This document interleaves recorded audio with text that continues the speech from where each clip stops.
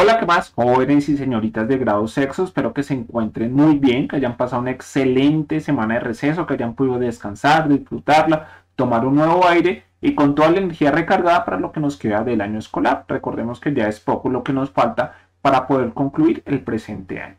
Jóvenes y señoritas, en sociales veníamos hablando del Imperio Romano. Recordemos que el Imperio Romano es un periodo de tiempo bastante extenso en el cual se desarrolla este elemento tan importante para la historia de la humanidad. Como lo habíamos visto en esta gráfica en una clase anterior, habíamos comprendido que el Imperio Romano, o lo que nosotros conocemos como el Imperio Romano, se divide acá en tres partes o tres elementos políticos esenciales. Entonces tenemos la parte de la monarquía, posteriormente a la monarquía vino la república y finalmente lo que se conoce como la parte del imperio. Habíamos empezado a hablar de la monarquía y recuerden ustedes que habíamos contado la historia de Rómulo y Remo, de la fundación de la ciudad de Roma, que la encontramos acá en esta zona, vean ustedes la región donde se encuentra Roma y cuyos habitantes se le dicen los romanos, y que posteriormente ellos se empezaron a expandir por el territorio de lo que hoy en día nosotros conocemos como Italia. Entonces, inicialmente tuvieron un pacto con los samitas, posteriormente con los etruscos y fueron así, y de esta manera se fueron apoderando del resto del territorio que estaba cerca a la ciudad de Roma.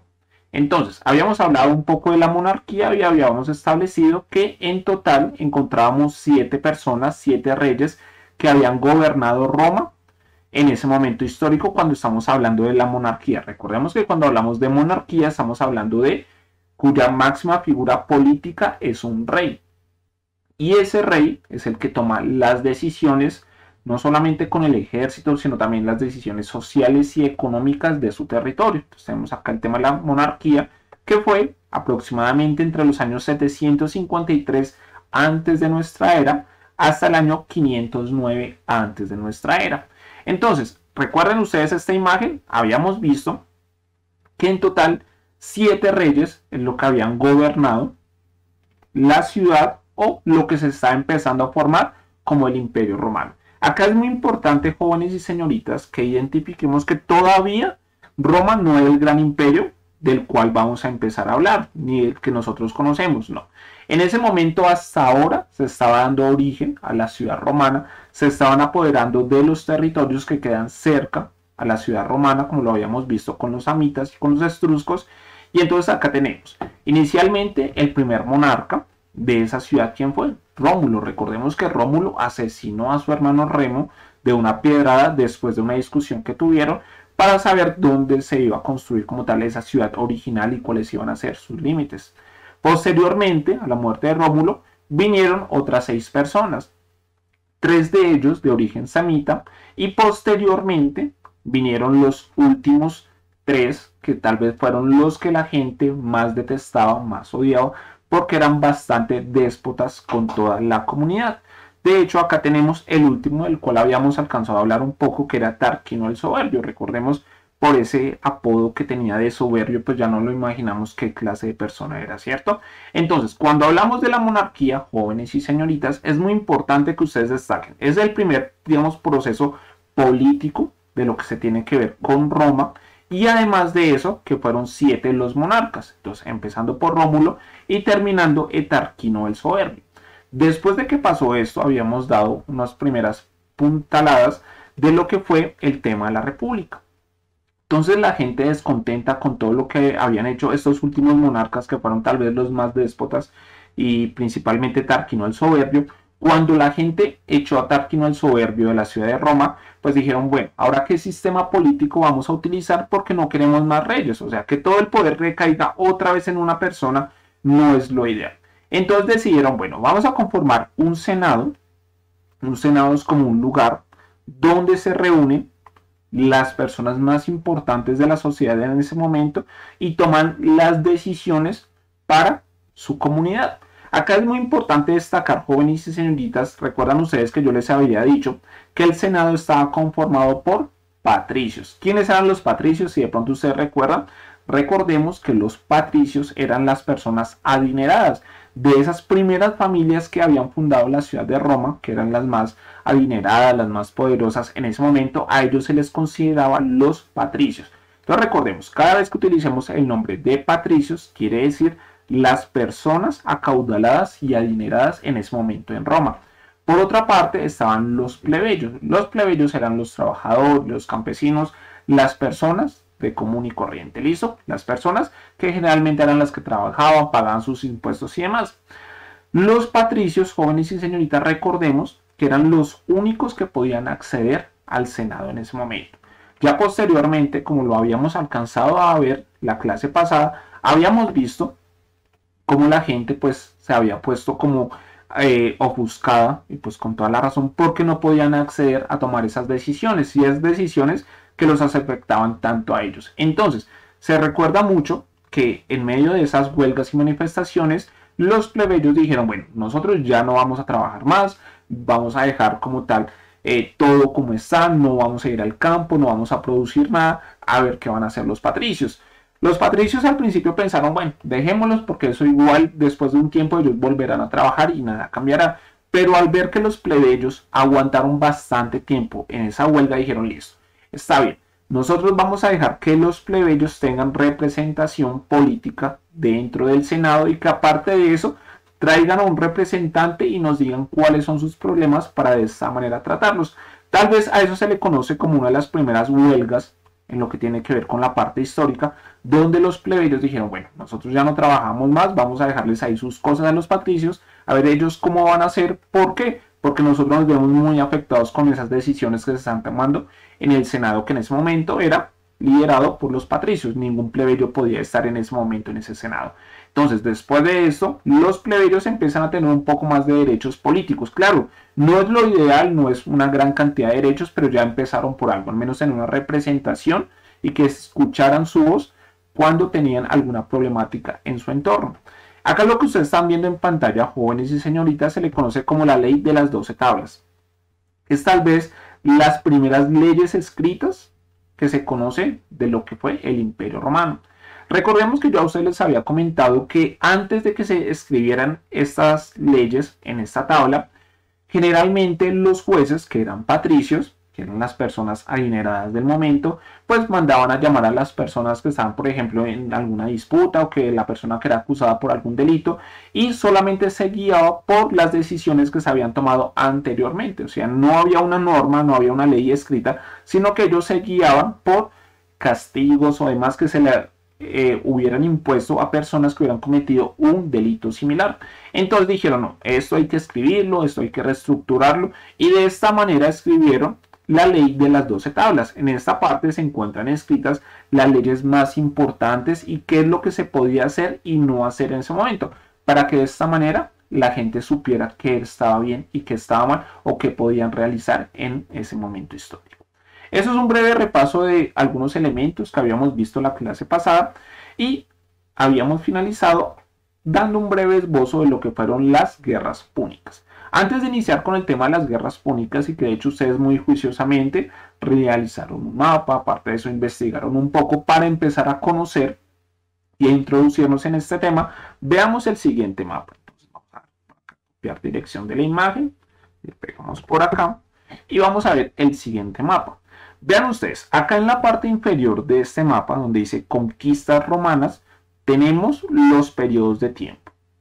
Y posteriormente nos identifican con un color ese periodo de tiempo. Y así vamos viendo que la expansión romana cómo se fue dando. Entonces, inicialmente tenemos que se fundó Roma y posteriormente se fue expandiendo todo el poder de los romanos por toda esta zona, lo que se le conoce como la bota itálica. Vean ustedes que tiene como una forma de bota. Generalmente cuando uno habla de Italia geográficamente, la puede referenciar fácilmente por eso, porque el país tiene una forma de bota. Claro, es muy importante que identifiquemos que en ese momento todavía no estamos hablando de los países como los conocemos. Por ejemplo, todavía no se le denominaba a esta zona Italia, España, por acá queda Francia, por acá quedaría en la parte superior, quedaría Alemania, sino que en ese momento eran territorios de pueblos que generalmente no eran tan grandes y tenían unas denominaciones bastante diferentes. Entonces, tenemos acá que es de acá donde parte todo lo que va a ser el poder y todos los territorios que va a abarcar el Imperio Romano. Entonces, vean ustedes, inicialmente por esta zona y posteriormente se va expandiendo, vean ustedes, también va a llegar a lo que es la península ibérica. Cuando hablamos de la península ibérica es lo que nosotros denominamos hoy en día como España, que es esta zona que en ese momento se le conocía como el territorio de Hispania. De hecho, de ahí es donde viene el nombre que hoy en día nosotros conocemos. Acá donde dice Galia, jóvenes y señoritas, esto es territorio francés. A los franceses se les conoce como los galos. Los galos era un pueblo bastante milenario. Entonces, a la Galia, veamos ustedes, acá es también territorio que llegó a pertenecer al Imperio Romano. Entonces recuerden, cuando hablemos de Galia, es hoy en día lo que nosotros denominaríamos Francia. Por eso es que, digamos, para los amantes del fútbol y demás, notarán que cada vez que juega la selección francesa, muchos narradores deportivos les dicen los galos. ¿Por qué? Porque es que de esta manera también se le puede nominar a las personas que allí nacieron. Posteriormente vemos acá otras zonas. En esta zona donde dice Grecia y Macedonia, recordemos que fue totalmente diferente la forma como los romanos llegaron a esos territorios. ¿Por qué? Porque, por ejemplo, cuando llegaron a la Galia, a Hispania, llegaron con todos sus ejércitos a acabar con lo que vieran, de una vez a apoderarse de ese territorio. Pero cuando llegaron a Grecia, se deslumbraron, y también esta zona de Macedonia. ¿Por qué? Por la gran riqueza cultural que tenían esos pueblos. Recordemos es que es de esta zona donde vienen grandes filósofos como Platón o Aristóteles. Y entonces los romanos al llegar a esta zona no llegaron con sus ejércitos, sino que lo que buscaron es una combinación, poderse también apoderar de esa cultura, de esas costumbres, de esa filosofía que se estaba dando en ese territorio y de esta manera implementarla en su sociedad. De hecho, muchas personas adineradas de Roma, como lo eran los patricios, mandaban a sus hijos a estudiar a Grecia. ¿Por qué? Porque era un gran honor que un hijo de uno estudiara en esta zona, que era la cuna de esos grandes filósofos. Y por acá tenemos otras zonas. Acá es muy importante que veamos la parte inferior del mapa, donde dice Mauritania, por acá está Cartago, que ahorita vamos a hablar de Cartago, porque es el otro eje fundamental de las guerras púnicas. Las guerras púnicas se dan entre el Imperio Romano y la ciudad de Cartago, que en ese momento Cartago tenía un poder sumamente fuerte. ¿Por qué? Cartago, desde esta ciudad, se tenía el poder de prácticamente todo lo que era África del Norte. Esta zona que ustedes están viendo, donde dice Mauritania, África y Egipto, en toda esta zona, se le conoce o es África del Norte. Ese ya es el continente africano. Como ustedes lo pueden ver, es bastante cercano al continente europeo. Entonces, los romanos también extendieron todo su poder, vean ustedes, hasta Siria y también hacia Egipto. De hecho, hay un libro bastante interesante que ya alguna vez se los había comentado, que es La ciudad del pez elefante, y es allí donde comentan de cómo los egipcios también introducieron a sus costumbres, a su cultura, muchos componentes de los romanos. Entonces, por ejemplo, a los dioses egipcios le dieron características muy similares a esos dioses romanos que ellos habían conocido cuando los romanos llegaron a ese territorio. Recordemos que solamente por nombrar un dios romano tenemos a Júpiter, que era tal vez uno de sus dioses más importantes, pero Júpiter tiene muchas características también de Zeus, y Zeus es un dios griego. Entonces vemos cómo los romanos también introducieron componentes de la filosofía de la mitología griega a sus características. Entonces vemos esa unión cultural que se está dando o que se generó en ese momento entre, por ejemplo, los romanos, los griegos, y posteriormente también la introdujeron acá en territorio egipcio. Eso es como más o menos para poder ir destacando cómo es el crecimiento del Imperio Romano. Y acá es muy importante que ustedes identifiquen lo siguiente, jóvenes y señoritas. Este crecimiento no se dio de la noche a la mañana. No es que un día amanecieron y dijeron, bueno, vamos a apoderarnos de todos estos territorios y mandan ejército por todas partes y ya, no. Para esto pasaría miles de años, bastante tiempo, ¿listo?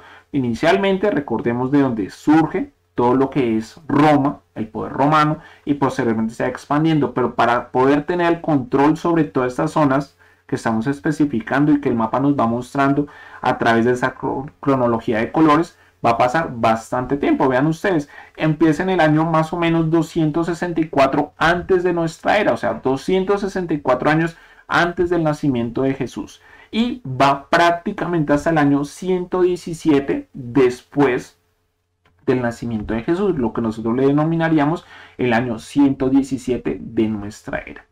Recuerden ustedes que yo les decía que se dice de antes de nuestra era o de nuestra era. ¿Por qué? Porque generalmente no todas las personas tienen como creencia religiosa el catolicismo, el cristianismo, o no creen, por ejemplo, en Cristo. Entonces, por eso, generalmente en los últimos años se ha tratado de corregir en el tema de vocabulario la expresión adecuada para denominar los años. Entonces, ahora le decimos antes de nuestra era o después de nuestra era, que es lo mismo que decir antes de Cristo o después de Cristo, solamente cambia, es el juego de palabras debido a lo que yo les venía comentando. Los historiadores vieron que pues no todas las personas pertenecen al cristianismo y que utilizar esa serie de palabras pues deja o saca de ese contexto histórico a todas esas personas que no creen en Cristo, pero solamente es como el juego de palabras. Antes de Cristo, después de Cristo, pues lo que sería antes de nuestra era y después de nuestra era. Entonces, volviendo acá a esta línea de tiempo, jóvenes y señoritas, vamos a empezar a hablar de la república. Entonces ya vamos a dejar de lado el tema de la monarquía, el tema de los reyes, las historias que habíamos contado de Rómulo y Remo y las demás historias que habíamos contado en el transcurso de las clases anteriores. Ahora nos vamos a meter con el tema de la conformación del Senado, cómo fue creciendo a través del Senado el Imperio Romano. Posteriormente, durante esta época de la República, se afrontarían las guerras púnicas, que es como uno de los temas principales de la clase del día de hoy. Y si nos alcanza el tiempo, si no ya en la siguiente clase, vamos a empezar a hablar del imperio y de algunos emperadores que dejaron huella muy grande, una huella bastante grande en todo lo que tiene que ver con la historia. Por ejemplo, vamos a hablar de Nerón, que es un personaje reconocido no solamente en la Biblia, sino también históricamente. Generalmente a través de estudios se ha comprobado que el señor no estaba muy bien, lo que tiene que ver con su cordura. Vamos a ver una serie de asesinatos que él cometió con su propia familia y posteriormente el incendio de Roma, donde durante varios días la ciudad de Roma se incendió, y dice la historia o dice pues lo que nos cuentan de él los libros, que él mientras que veía que la ciudad se incendiaba empezó a tocar la lira como si nada estuviera pasando. Pero ya más adelante llegaremos a ese momento de contar la historia de Nerón. Bueno, entonces, ahora empecemos con el tema de las guerras púnicas. Acá es muy importante identificar, jóvenes y señoritas, que fueron 3 batallas. Cuando hablamos de guerras púnicas, fueron 3 momentos sumamente importantes, 3 batallas que se dieron, digamos, no de manera seguida, sino primero se dio una batalla, pasó mucho tiempo, luego se dio otra batalla y ya pasó ya no tanto tiempo, sino un periodo de tiempo más corto y se daría la tercera batalla. A esas 3 batallas entre Roma y Cartago es como se le conoce o se le denomina como guerras púnicas. Entonces, vamos a empezar a abrir por acá los mapas para de esta manera irlos explicando y ustedes tengan la referencia visual de qué es lo que vamos a hablar. Entonces, este es uno y por acá voy a abrir el otro para de una vez iniciar. Listo. Entonces vamos a iniciar con este. Bueno, vean ustedes, acá tenemos la ciudad de Cartago.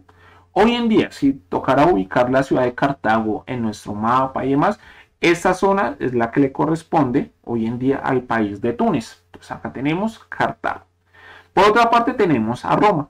Y el mar que separa a esas 2 ciudades, ¿cómo se llama? Acá lo tenemos, el nombre, Mar Mediterráneo.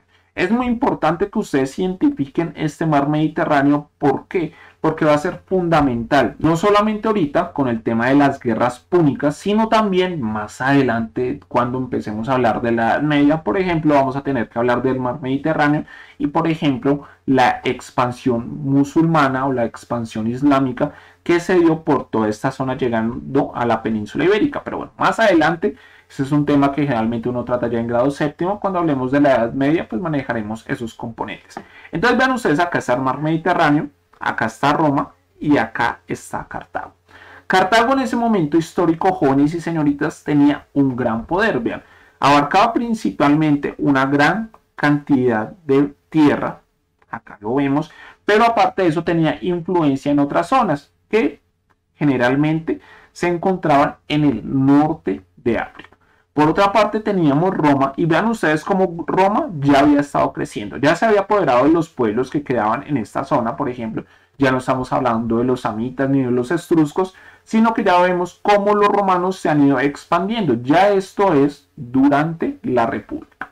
Entonces, Vean ustedes que generalmente cuando vemos la ciudad de Roma y la ciudad de Cartago, podemos analizar que en el medio de estas dos grandes ciudades o estos dos grandes, digamos, imperios que se estaban formando, hay una serie de islas que son bastante importantes. Vamos a nombrarlas. Por un lado tenemos Córcega, veanla acá, por otra parte Cerdeña y por otra parte tenemos Sicilia, que es esta acá, se pronuncia Sicilia, ¿listo? Entonces, ¿qué pasó? Cartago dijo, bueno, nosotros tenemos que expandir nuestro territorio y decidieron llegar a Sicilia y empezar a tomarse ese territorio. Ese territorio todavía no le pertenecía tampoco al Imperio Romano. O sea, era un territorio donde abarcaban otros pueblos, pero esos pueblos generalmente tenían una buena relación con los romanos. O sea, no hacían parte de Roma, pero los pueblos o las personas que se encontraban acá tenían una buena relación con el surgimiento de la ciudad de Roma. Entonces llegó Cartago, ellos pidieron ayuda a Roma y Roma dijo, listo, les vamos a ayudar, pero había un gran problema. ¿Cuál creen ustedes que es el problema? Y es el tema de los barcos. Como ustedes lo pueden ver, Cartago es una ciudad que queda prácticamente sobre el mar Mediterráneo y tenían unos barcos estupendos. O sea, nadie le ganaba a los barcos que tenía el imperio de Cartago. Bueno, todavía no estamos hablando de un imperio, sino que tenía la ciudad de Cartago para nombrarlo apropiadamente. Entonces, los barcos que tenían acá en Cartago eran los estupendos. Vamos a buscarlos a ver por acá si los encontramos. Barcos Cartago.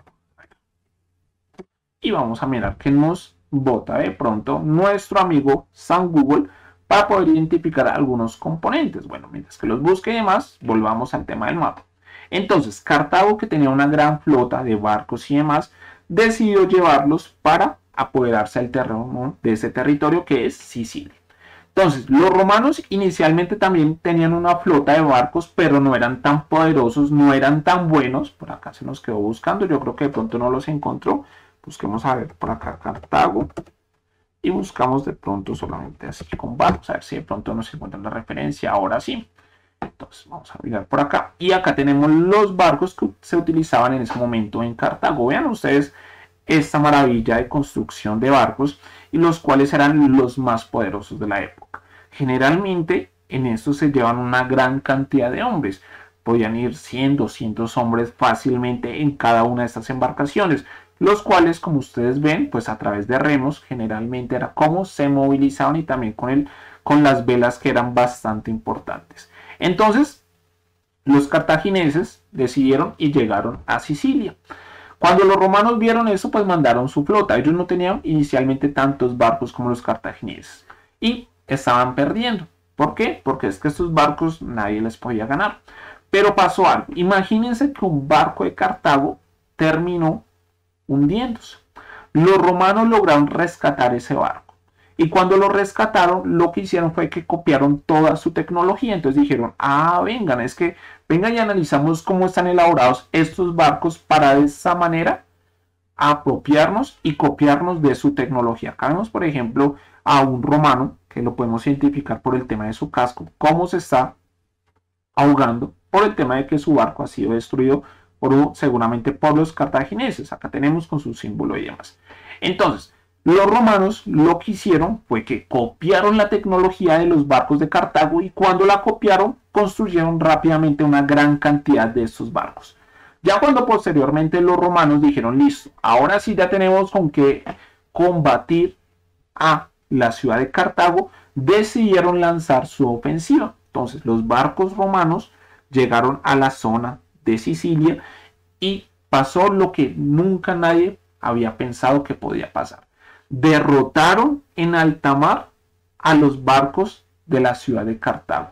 Imagínense ustedes, los barcos más poderosos durante mucho tiempo, los cuales siempre habían dominado los mares y principalmente el mar Mediterráneo. Llegaron los romanos, copiaron su tecnología, aprovecharon que uno de estos barcos había encallado, como tal, lo habían encontrado, copiaron toda su tecnología y posteriormente fueron y combatieron con esos barcos muy similares a los de Cartago a esta zona del Mediterráneo. Imagínense ustedes, ganaron. Entonces, esa fue la primera guerra púnica. La primera guerra púnica fue entonces la que se dio acá en el mar Mediterráneo en esta zona que conocemos como Sicilia. Vamos a verlo acá en Google Maps, porque para usted dirá, bueno, profe, pero es que ese mapa pues ya tiene su tiempito, pues porque no vemos uno más actual para poder identificar de mejor manera Sicilia. Y acá lo tenemos. Entonces, vean ustedes, cuando hablamos de Italia, lo que yo les decía, se le conoce como una bota prácticamente, digamos geográficamente, así se le referencia solamente pues, por la figura que tiene, que parece una bota, ¿cierto? Acá donde tenemos Túnez, acá en esta zona, es donde se encontraba la ciudad de Cartago. ¿Listo? Hoy en día ya no existe, ya más adelante les voy a contar qué fue lo que hicieron los romanos en la última guerra púnica, en la última batalla, cuando llegaron a la ciudad de Cartago y la destruyeron.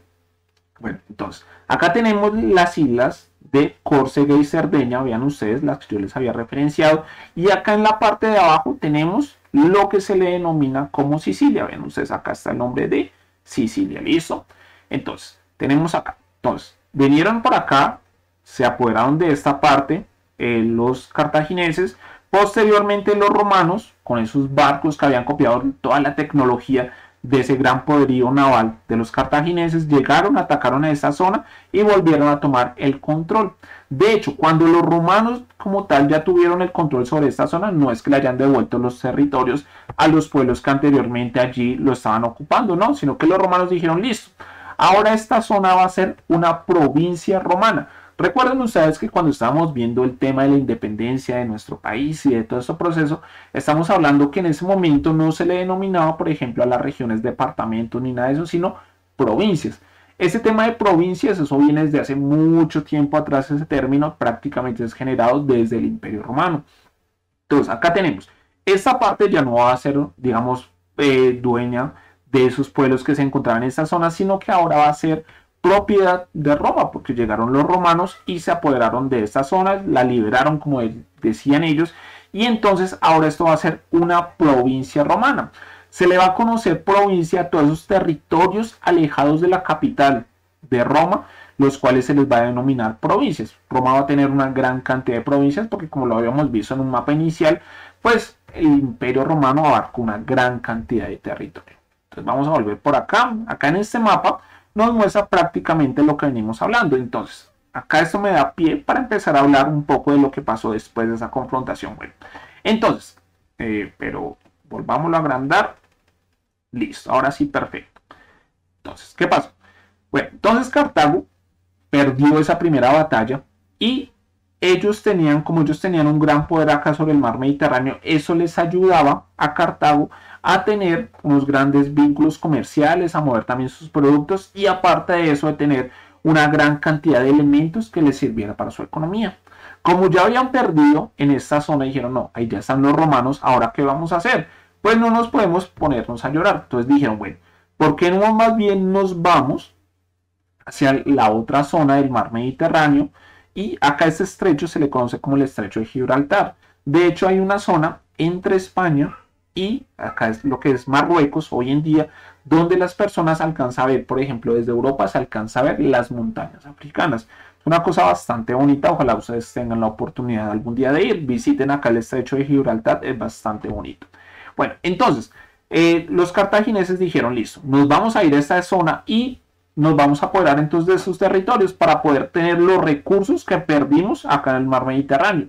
Y llegaron e invadieron parte de la península ibérica, lo que en ese momento se le conocía como Hispania. Recordemos que todavía no estamos hablando del nombre de España ni nada de eso. Cuando ellos llegaron a esta zona, los romanos dijeron, bueno, momentico, ¿por qué? Porque nosotros también tenemos intereses en esta zona. Entonces los de Cartago dijeron, ¿por qué no hacemos una alianza? O sea, listo, está bien, tuvimos una pelea, una confrontación, pero ¿por qué no llegamos a un acuerdo? Y se sentaron a hablar y negociaron. Entonces llegaron al siguiente acuerdo. Vean ustedes acá, y voy a ampliarlo un poco más, ojalá no se me pixele mucho la imagen, ojalá alcancen a ver acá. Igual recuerden, si ustedes queden con alguna duda, alguna pregunta, me escriben y yo con mucho gusto trato de darles respuesta lo más pronto posible. Entonces vean ustedes acá queda el río Ebro. Vean acá, eso se llama el río Ebro. Acá dice Ebro, ¿listo? Puede pixelarse un poco la imagen, pero acá dice Ebro. Entonces, llegaron a la siguiente alianza. Bueno, vamos a hacer lo siguiente.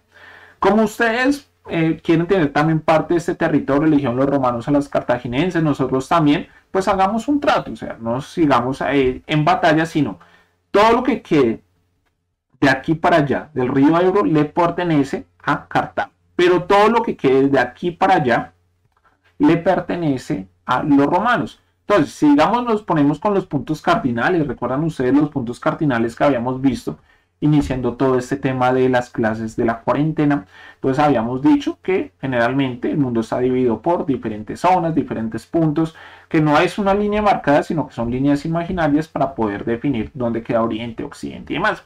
Si miramos, esa sería la parte occidental del río Ebro. Y la parte oriental, entonces sería para los romanos. Entonces tenemos esta parte que ustedes, de hecho, me gusta mucho este mapa porque con el color nos muestra adecuadamente, le perteneció o en ese momento le pertenecía a los cartagineses. Hasta ese momento todavía no se puede finalizar el relato. Y esta parte a los romanos.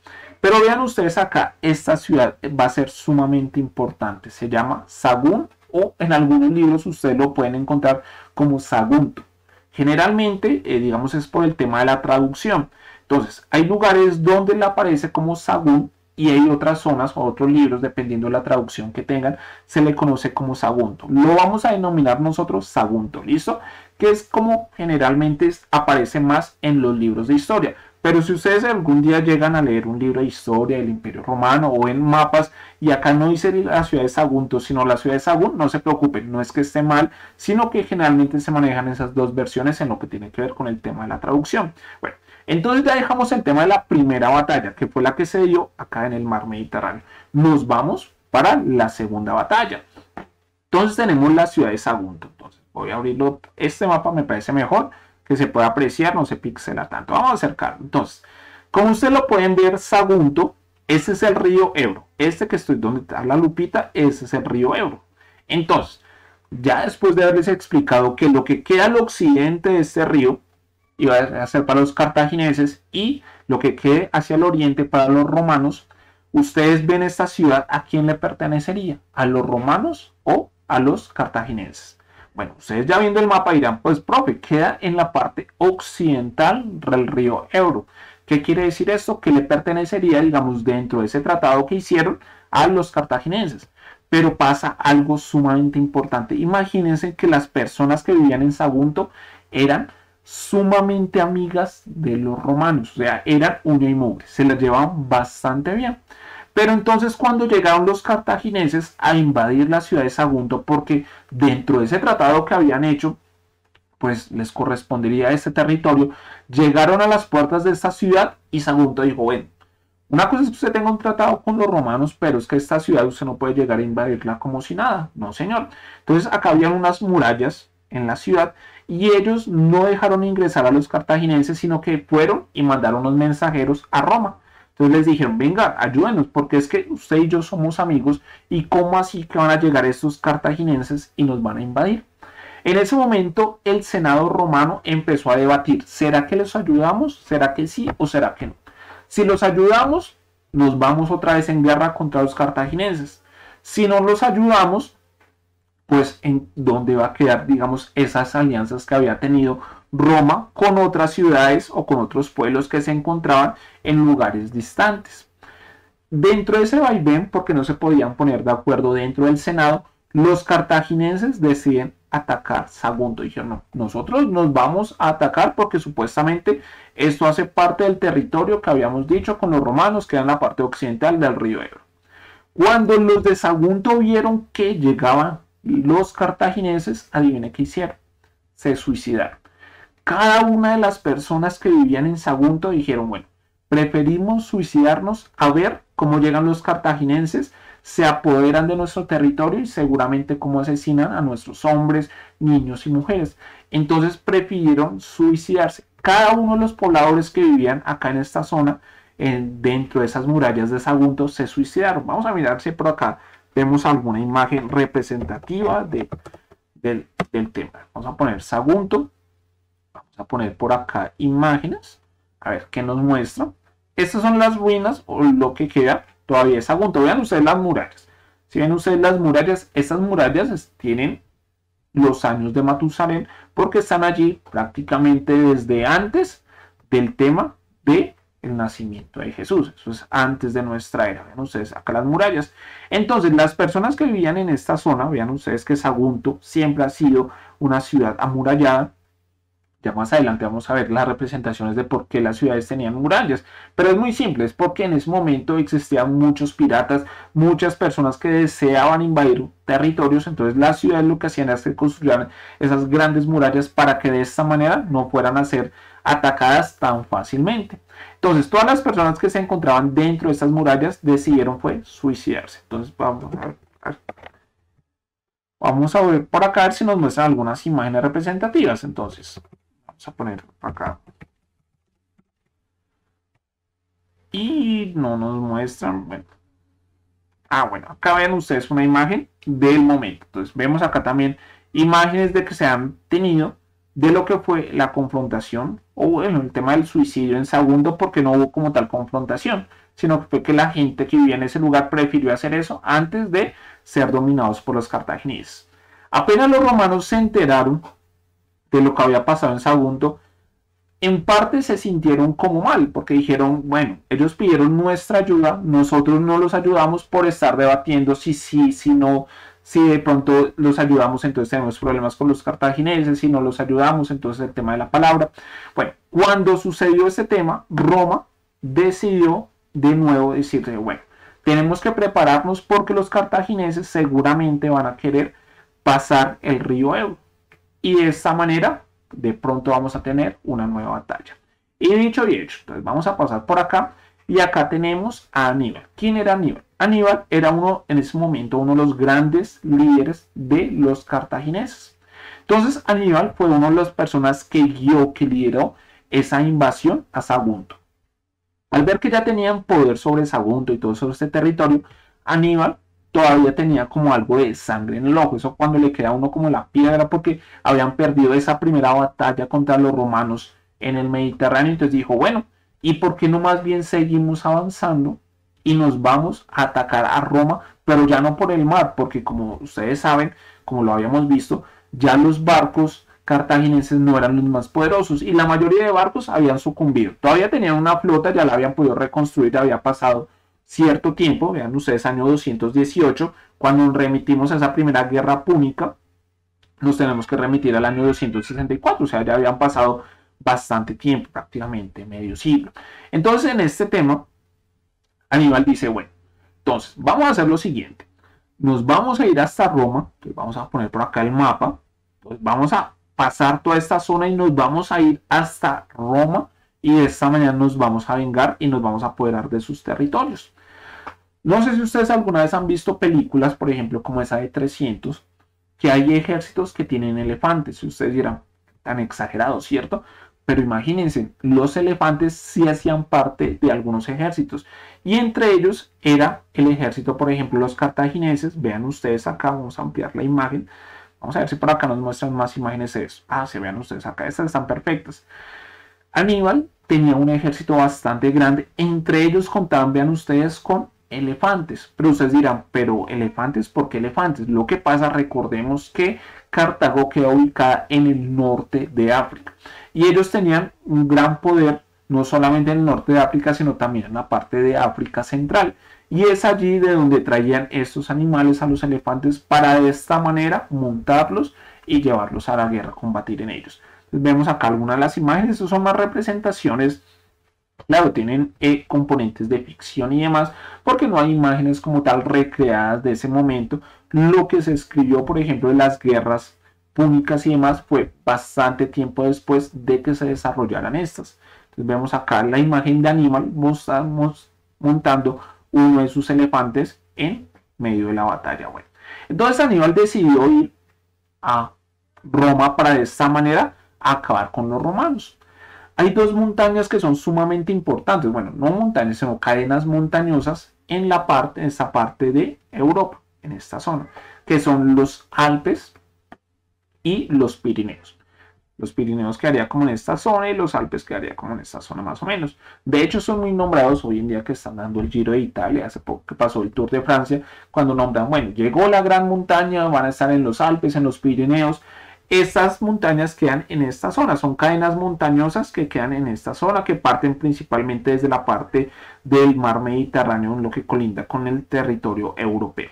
Bueno, entonces, en ese momento fue sumamente particular, dicen los historiadores, ver cómo elefantes pasaban, por ejemplo, por montañas llenas de nieve. Claro, muchos animales, gran parte del ejército de Aníbal falleció durante este recorrido. Vean ustedes el tema de esta imagen representativa. Claro, no está muy bien, se pixela un poco por el tema de la imagen, porque las representaciones son bastante escasas de ese momento, pero uno puede apreciar una cadena montañosa, seguramente por sus características parece que son los Alpes, y acá vemos los elefantes, los guerreros de Aníbal, y en medio de la nieve, lo cual uno diría un elefante en medio de la nieve bastante raro. ¿Listo?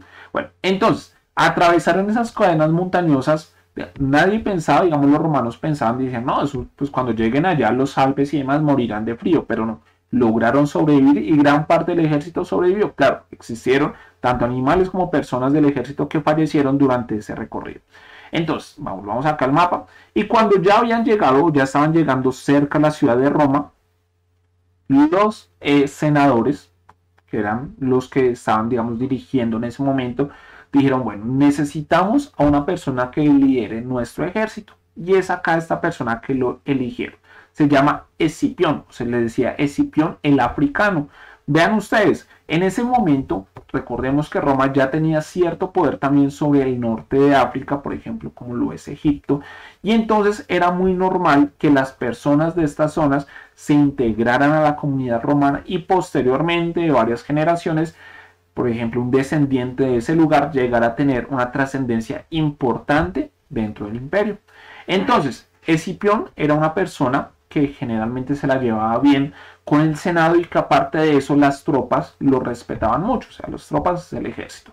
Entonces le dijeron, bueno, Escipión, es usted. Entonces usted tiene que combatir a Aníbal, tiene que formar el ejército y evitar que Aníbal llegue a la capital, o sea, que llegue a Roma. Recordemos un dicho que yo les había dicho, todos los caminos conducen a Roma. Entonces, Aníbal iba por un camino que conducía a la ciudad romana. Entonces Escipión formó su ejército y demás y decidió parar como tal a Aníbal. ¿En dónde lo pararía? En esta zona, ya prácticamente llegando a Roma. En esta zona donde está la lupa es donde Escipión tendría su ejército y de esta manera afrontaría a Aníbal. Como tal, esa batalla fue bastante grande, bastante fuerte, y el que terminaría ganando, pero casi que no, sería Escipión. Entonces, por acá tenemos la imagen de Escipión, acá tenemos una representación, una escultura. En ese momento en Roma era muy normal que a las personas se les representara a través de esculturas lo más parecido a su rostro. Ven ustedes, Escipión es el victorioso, a eso se le conoce como la segunda batalla dentro de la guerra púnica. Entonces, ya tenemos la primera que habíamos hablado, que es la que se dio en el Mediterráneo, en el tema de los barcos, donde los romanos copian la tecnología de los cartagineses y posteriormente los derrotan acá en esta zona de Sicilia. La segunda, que todo se da es por el avance de los cartagineses, que primero van por Sagunto, los cuales las personas se suicidan en esta zona, siguen avanzando, primero por los Pirineos, después por los Alpes en esta zona, llegan y ya cerca a Roma, es cuando Escipión, el africano, así es como se le denominaba. Recordemos que en ese momento era muy común que las personas les dieran características o apodos, dependiendo de su lugar y demás, o características físicas o lugar de origen.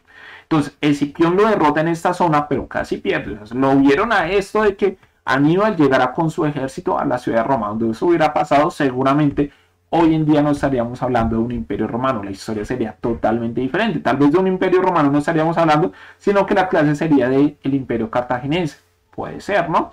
Elementos de la historia que por poco pueden cambiar todo lo que nosotros conocemos. Pero en ese momento, bueno, Escipión ganó como tal la confrontación y demás, y a eso se le conoce como la Segunda Guerra dentro de esto que es las guerras púnicas, o la segunda batalla, perdón, ¿listo? Ahora nos vamos para la tercera batalla. Pues imagínense ustedes que como tal los romanos quedaron bastante asustados. En el Senado dijeron, vea, por esto, y viene Aníbal y nos derrota, porque hubiera llegado a la ciudad de Roma, seguramente todo se hubiera acabado. Entonces dijeron, bueno, tenemos que hacer algo, porque si dejamos que esos cartagineses de nuevo surjan, de nuevo como tal, empiecen a tomar aire, pues seguramente en un futuro nos van a volver a atacar. Entonces, ¿qué dijeron? Bueno, Escipión ya había fallecido, había pasado un tiempo, ya había fallecido, y a uno de los herederos de Escipión, por acá tenemos el nombre, a Emiliano, Escipión Emiliano, era uno de los descendientes de ese Escipión el africano, y le dijeron, bueno, su descendiente ya derrotó a esta persona que nos vino a atacar. Ahora es usted el que tiene que ir al mismo Cartago y atacarlos de esta manera para que ellos no vuelvan a surgir. Y esa fue la tercera batalla dentro de estas guerras púnicas. Entonces los romanos cogieron su flota de barcos y atravesaron el mar Mediterráneo y llegaron a Cartago. Cuando llegaron a Cartago dijeron, vamos a acabar con todo porque no nos podemos dar el lujo de que ellos vuelvan otra vez a armar su ejército, a formarse otra vez como una gran ciudad, porque posteriormente nos puedan atacar. Y acá vemos algunas imágenes de cómo los romanos llegaron a Cartago y posteriormente la incendiaron, la quemaron, asesinaron una gran cantidad de personas, desde mujeres hasta niños. Y ustedes dirán, pero ¿por qué a los niños? Porque los romanos también dentro de sus creencias pensaban que si dejaban, pues por ejemplo, a los niños vivos, esos niños posteriormente podrían conformar un ejército en contra de los romanos. Entonces llegaron y acabaron con todo lo que encontraron en la ciudad de Cartago y la saquearon y demás riquezas. Posteriormente dijeron, bueno, vamos a hacer algo para que esta ciudad no vuelva a producir nada. Y lo que hicieron fue que sembraron sal, imagínense ustedes, para que la tierra no fuera fértil durante mucho tiempo, para que esa tierra fuera totalmente estéril. Entonces, después de que llegaron a la ciudad, se apoderaron de ella, la saquearon y demás, fueron a las tierras cercanas a la ciudad de Cartago y les sembraron sal, les echaron harta sal, pero bastante sal, para que de esta manera esa tierra perdiera su fertilidad y no fuera a dar ningún fruto de ahí en adelante. A eso también se le conoce como una característica importante de estas guerras púnicas. Esa sería nuestra tercera batalla de las guerras púnicas. Ya con esto finalizaríamos el tema de las guerras púnicas. Vean ustedes que fueron 3 confrontaciones, 3 batallas, cada una con características diferentes. La primera de ellas, que se dio en el mar Mediterráneo, el tema de los barcos, la tecnología copiada. La segunda de ellas ya con elefantes y demás que estaban al mando de Aníbal, que casi llegan a Roma, les faltó esto, poquito, pero Escipión, el africano, los derrotó, fue la segunda batalla. Y la tercera es cuando ya Escipión ya había muerto, ya ha pasado cierto tiempo, deciden los romanos ir a atacar Cartago con un descendiente liderando el ejército romano, un descendiente de Escipión. Entonces llegan como tal a la ciudad, la saquean, asesinan a gran cantidad de gente y aparte de eso lo que hacen es que la riegan las tierras con bastante sal para que esa tierra se vuelva infértil, improductiva, ¿listo? A eso se le conoció entonces como las guerras púnicas. Esas 3 batallas son conocidas como las guerras púnicas. Bueno, posteriormente vendrían más elementos que harían que Roma siguiera creciendo, pero pasaría algo. Imagínense que como el territorio romano, vamos a poner acá el mapa un poco menos de zoom para que ustedes lo puedan apreciar. Este no es, vamos a buscar nuestro mapa y acá lo tenemos por acá. Entonces, durante la República, que es todo este momento que estamos hablando, recordemos que dentro de esa línea de tiempo que vimos, donde está el tema de la monarquía, de la República y demás, es durante la República que se da el tema de las guerras púnicas y que también abarca gran cantidad de tiempo en el cual Roma se va a expandir. Entonces, ¿qué es lo que pasa? Llegó un momento donde Roma tenía tanto territorio, digamos ya tampoco estaban los cartagineses, ya habían sido derrotados y demás, que como tal no tenía el control sobre todo este territorio. ¿Por qué? Porque como la capital estaba en Roma y habían territorios tan alejados, tan extensos para poder llegar a ellos, que generalmente las decisiones que se tomaban en Roma no llegaban a esos lugares. Hacía falta algo de autoridad. Y por otra parte, el Senado empezó a perder vigencia. Entonces la gente ya no les creía nada. Por otra parte, los oficiales del ejército consideraban que el Senado ya le estaba haciendo un daño al Imperio Romano. ¿Por qué? Porque esas decisiones que se tomaban en la capital, en Roma, no eran las adecuadas, por ejemplo, para poderlas aplicar en esos territorios que eran tan alejados de la ciudad de Roma. Entonces empezaron a gestarse una serie de revueltas internas, inicialmente dentro del Senado, en busca del poder, pero también de grandes personas, grandes representantes del ejército, para de esta manera poder cambiar eso, porque decían, no, lo que está pasando en Roma seguramente va a terminar dañando absolutamente todo, la guerra entre estas personas, la toma de decisiones las cuales no son las adecuadas para que se apliquen en esos territorios que eran tan alejados y que los romanos ya con su ejército habían logrado conquistar. Entonces es allí donde se acaba el tema de la república debido a esas confrontaciones internas tanto del Senado como en cada uno del territorio romano. Y posteriormente tenemos acá a César Augusto, el cual dice, bueno, vamos a hacer que esto cambie. Él inicialmente llega a la ciudad de Roma y dice, bueno, esto del Senado no puede seguir funcionando así, tenemos que tener un líder y que ese líder tome casi todas las decisiones en lo que tiene que ver con la parte del ejército. César Augusto es asesinado posteriormente, se cree que por enemigos que tenía en el Senado, y uno de sus hijos, es Octavio, posteriormente sería ese primer emperador romano. Acá lo vemos, ¿se acuerdan ustedes que yo les decía que tenía una gran confrontación, una gran lucha contra Marco Antonio? Pero el que termina ganando es Octavio. Marco Antonio se había aliado en ese momento histórico con Cleopatra, sí, la de Egipto, en busca de tener todo el poder sobre el territorio romano, sobre el imperio romano. Pero es finalmente Octavio el que derrota a Marco Antonio, tenía digamos una mayor acogida dentro de las tropas y demás, y él sería el primer emperador romano. Entonces, el tema de la república, a pesar de que hizo de que el imperio romano creciera bastante en cuestión de territorio, de que ganara también mucho prestigio, se empezó a deteriorar por el tema de las guerras internas entre los mismos senadores, pero también entre los representantes del ejército que consideraban al Senado que ya no servía. En pocas palabras, ya no tenía autoridad. Entonces ahí es cuando se gesta todo esto y hay un cambio de timón, un cambio de mando. En este caso, pues ya tenemos el tema de los emperadores. El primero de ellos, como lo habíamos visto, Octavio, descendiente de César. Entonces ya tenemos a Octavio, el cual va a ser el primer emperador romano de los cuales vamos a empezar a tratar. Posteriormente vean ustedes acá, que es un tema que ya también ustedes habían visto esa imagen.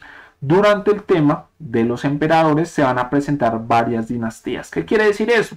Que por ejemplo, tenemos acá los descendientes de Octavio y estos irían hasta Nerón. Posteriormente vendrían otras personas y sus descendientes los que conformarían la dinastía Flavia. Antonina sería otra y la otra sería la última, sería la Severina.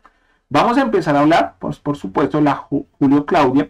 Y cuando uno habla de esta dinastía, de esos emperadores, pues tiene que hablar de uno que es sumamente importante para la historia por todo lo que se desarrolló alrededor de él, que es el señor Nerón. Nerón era una persona que no se encontraba muy cuerda. Generalmente los datos históricos nos dicen, vea, Nerón era tanta su maldad que mandó a asesinar a su propia madre. Su madre se llamaba Agripa. Agripa también trataba de controlar a Nerón porque ya como una mujer no podía subir al poder en esos momentos. Digamos, era impensado que una mujer fuera la que guiara el imperio romano. Entonces, cuando Nerón llegó al poder, que era su hijo, Agripa, en pocas palabras, estaba detrás de Nerón. Le decía qué hacer, qué es lo que tenía que decir, qué no tenía que decir, con quién se tenía que casar y demás. Nerón, en medio de su locura, ya también estaba cansado de que su madre lo siguiera mandando en absolutamente todo lo que tenía que hacer. Y eso que él era el emperador. Hay una historia que nos cuenta que él manda a su madre de viaje. Posteriormente le tiende una trampa para que todo parezca que es un accidente, pero su madre no fallece en ese accidente. Ella sobrevive.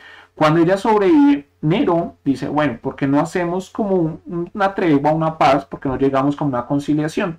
Cuando la madre de Nerón se va a ver con él, cuando Agripa llega al lugar, no está Nerón, sino unos soldados de Nerón, que es la que la terminan asesinando. Hay una frase que ella dice, que lo relatan los libros de historia, no es, digamos, totalmente comprobada, pero sí aparece en varios libros, donde ella dice, bueno, acuchillen el vientre que vio nacer al emperador suyo. Entonces es así donde muere la madre de Nerón. Posteriormente Nerón, dentro de su maldad, también asesinaría a uno de sus hermanos. Él no era hermano directo, sino medio hermano. Él le da un veneno para que éste fallezca y que de esta manera él no puede en un futuro pelear con Nerón por el tema de quién va a ser el emperador. Y otra de las historias que se encuentran de Nerón y en medio de su locura es que, por ejemplo, tuvo dos esposas y a las dos las asesinó. La última de ellas estaba embarazada, esperando un hijo suyo, no le importó y la mató a golpes, a punta de patadas, porque ella le había hecho un reclamo a Nerón.